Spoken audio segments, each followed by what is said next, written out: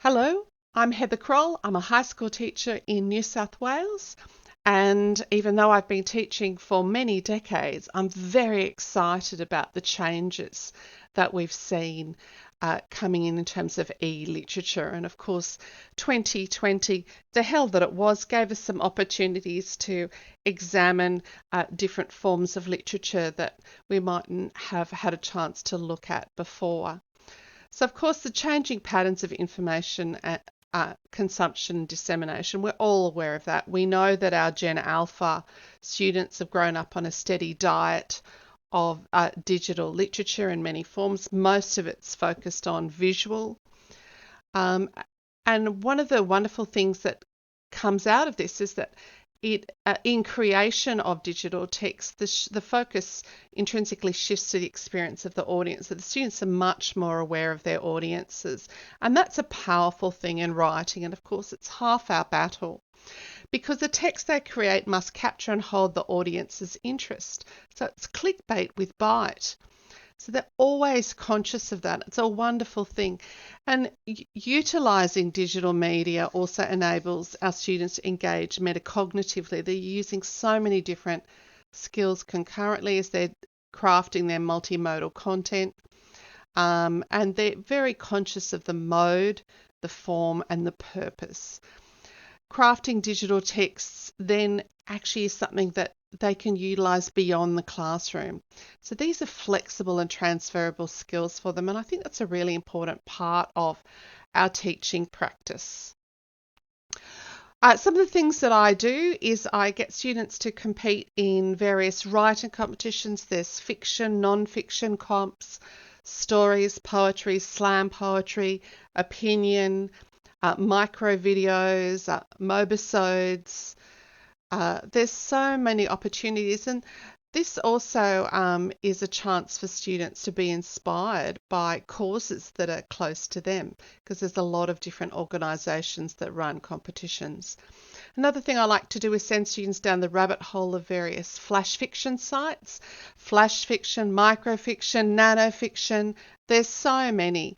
And they're inspirational and motivational. And one of the lovely things of these platforms is often they're both prompts and publication platforms. Students will often come to me and share different blogs and vlogs and interactive stories, and I love the interactive documentaries that we're seeing more of. There's some fabulous interactive documentaries made in Australia. And of course, the third wave of digital content is focused more on mobile phones, and this is a tool that our Gen Alphas are very comfortable with.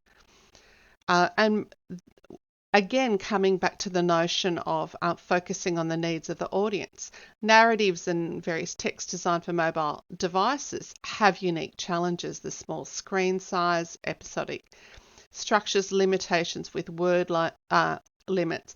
They've really got to keep the audience's interest when there's other competing things. And you've got the micro narratives in Japan, the mobisodes, and of course there's those levels of interactivity.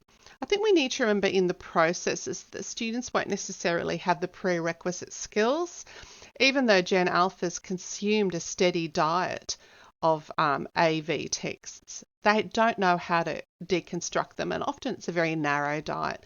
So we have to remember to utilise opportunities for explicit teaching. We can leverage a lot of these free teaching resources that are on the internet.